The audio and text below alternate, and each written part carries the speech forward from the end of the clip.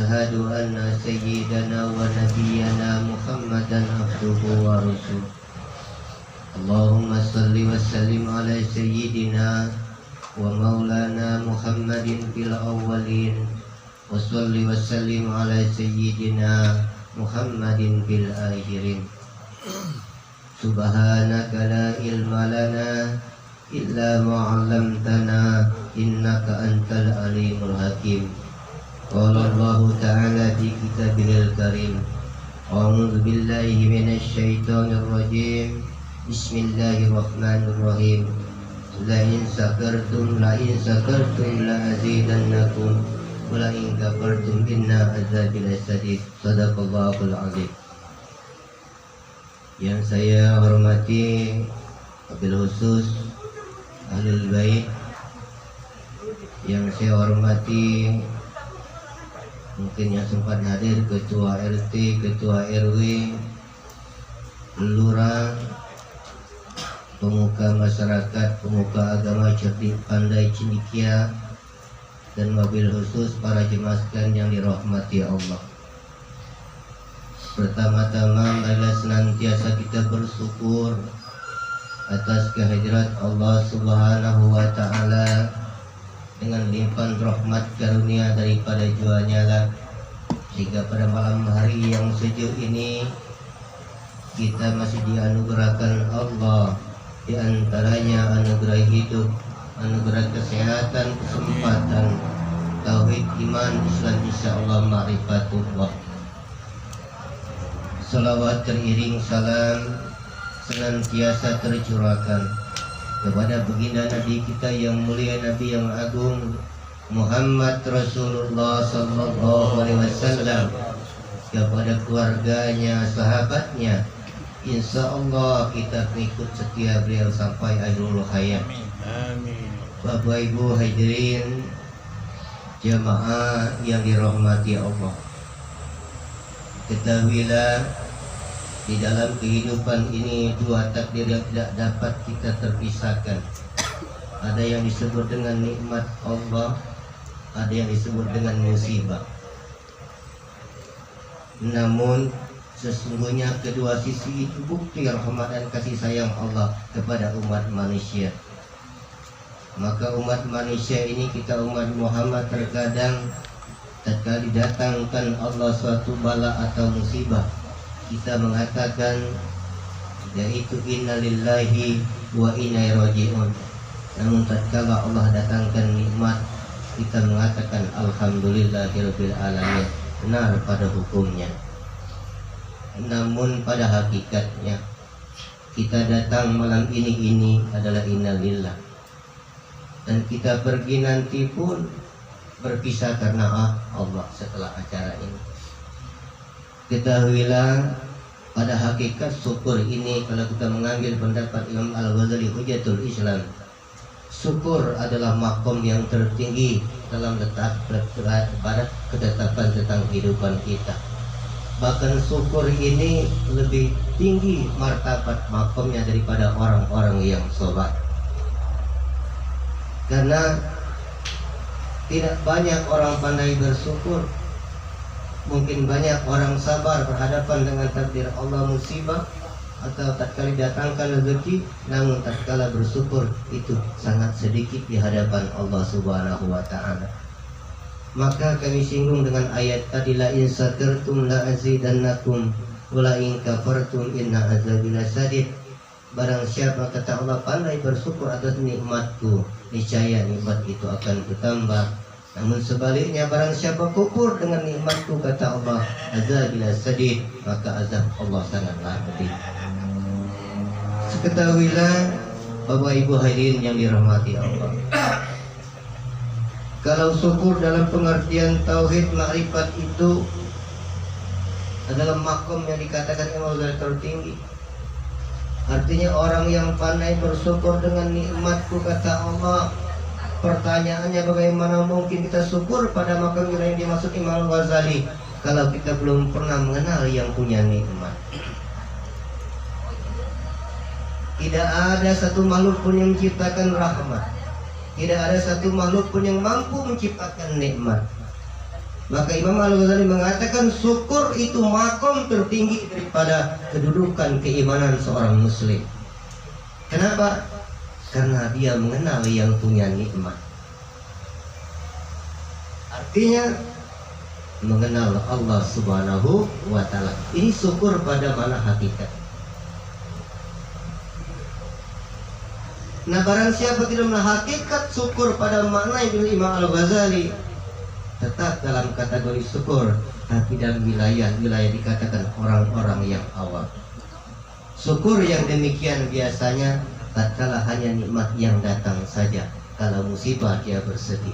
Maka syukur yang mana Imam Al-Ghazali itu adalah orang-orang setiap apapun yang datang dari Allah tentang takdirnya, dia mengatakan innalillahi wa inna ilaihi raji'un. Alhamdulillah, sesungguhnya dari Allah, sesungguhnya kembali kepada Allah. Bukan hanya kematian, semua yang terjadi pada tiap-tiap pendiri kita itu, yaitu dari Allah kembali kepada Allah. Maka oleh karena itu syukur itu adalah makom yang tertinggi bagi kita. Tinggal kita berpikir sekarang. Bapak Ibu, ngantuk belum? Iya, jemaah yang belum. Bapak Ibu masyarakat ngantuk. Terus Bu, aku sebenarnya mana aku galak lah denger. Iya, kamu lah tapi aku belum. Tapi kamu terus. Bapak Ibu hadirin wal hadirat yang dimuliakan Allah, bagaimana untuk mengenal yang dikatakan wajah Allah?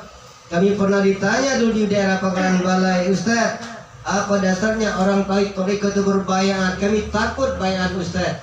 Kami masuk sedikit. Ini jalan syukur sebetulnya. Para sahabat juga berbayat. Apa arti bayat Ustaz? Janji, bukan bersumpah.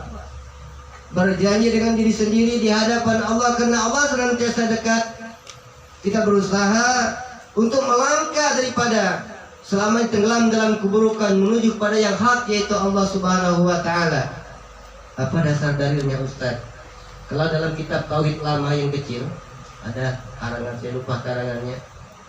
Talqinu mautukum la ilaha illallah, kata Rasulullah. Ajari olehmu orang yang akan mati la ilaha illallah. Ini dasar baiat sebetulnya. Maka dalam Thariqah Qadiriyah Naqsabandiyah Khalidiyah, Saziliyah, Satariyah dan lain sebagainya mengatakan dengan talqin sama. Di dalam samanya dikatakan baiat. Tujuannya sama. Kalau kita mengutip daripada hadis Rasul ini, talqinu mautukum la ilaha illallah, ajari olehmu orang yang akan mati. Di situ akan mati, bukan tatkala sakratul maut, bukan tatkala dikuburkan. Artinya maknanya akan mati sebelum mati, masih waras Bapak Ibu, masih sehat. Sebelum sakratul maut. Kalau nyawa kita sudah di hulqum, itu namanya sakratul maut. Itu namanya menuntun orang yang akan sakratul maut, akan lapara. Nuntun, bukan ngajari. Ini dasar Thariqah atau tauhid, maka talqin atau baiat. Artinya diperintahkan oleh Rasulullah. Rasulullah itu diperintahkan Allah, bukan dengan sendirinya.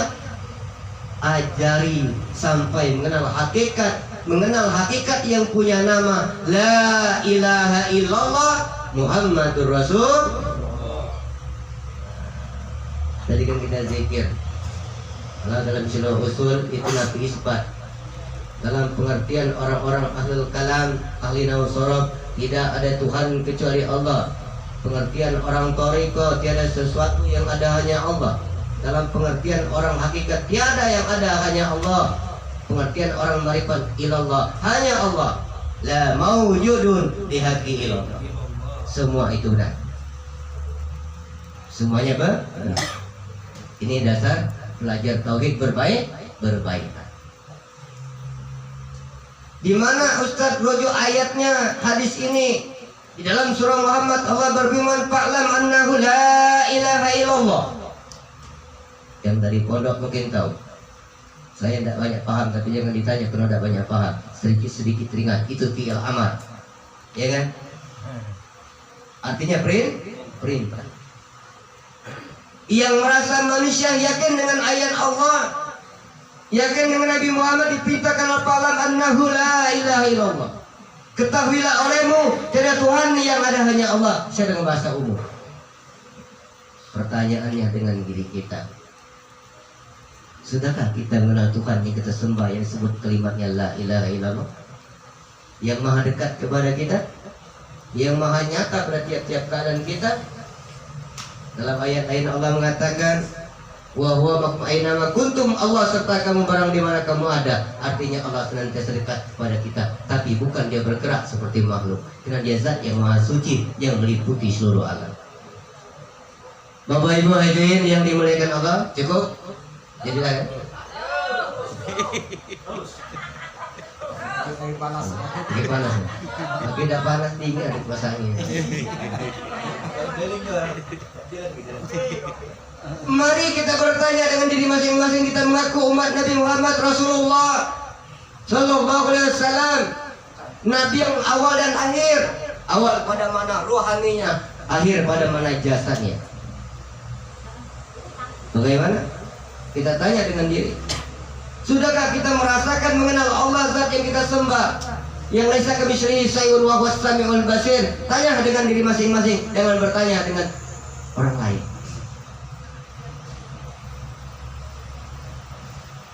Kalau kita belum mengenal, maka tadi fa'lam annahu la ilaha, diperintahkan untuk belajar menuntut ilmu. Wajib hukumnya tiap laki-laki dan perempuan umat Muhammad menuntut ilmu yang sampai tahu hakikat tauhid, hakikat iman, hakikat Islam, hakikat Allah zat yang kita sembah. Bapak Ibu hadirin, ini syukur ya yang dimuliakan Allah.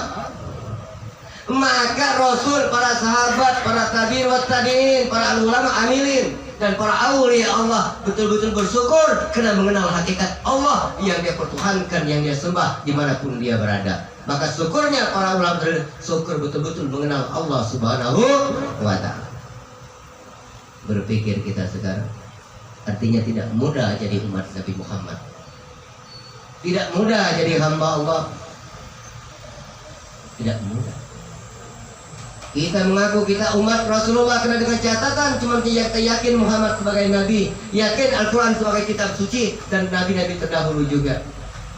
Selamatkan syahadat dan melaksanakan ibadah. Wallahu a'lam bishawab, di hadapan Allah kita sebagai umat Muhammad secara hakikat Nabi ini. Wallahu a'lam bishawab. Pertanyaannya, Rasulullah, sahabat Rasulullah, para tabi'in, ulama amilin itu mengenal Allah. Maka Rasul mengajarkan tentang hakikat tauhid iman ini 13 tahun di Makkahul Mukarramah sebelum mengajarkan tentang cara ibadah pada hukumnya. Ini yang tertinggal kita di akhir zaman ini. Maka kalau zaman iya kita dulu dasar tauhid kan sifat 20. Sekarang kuno masih sifat 20. Yang senangnya instan, pecah mie goreng. Mintanya instan, ibadahnya dikit, cuma sewaktu sehari, minta banyak. Nak bersyukur udah mana? Itu kira-kira yang tersinggung kamu, tapi kadang-kadang tuh agak kasar ngomong. Dia cara orang tak kuliah, kan? Dia kuliah juga kuliah banyak. Bertanya dengan diri masing-masing. Allah senantiasa dekat kepada kita. Teringat sejarah Rasulullah waktu hijrah? Ada yang tahu? Waktu dikejar-kejar kaum kafir Quraisy, ditunggu di muara gua.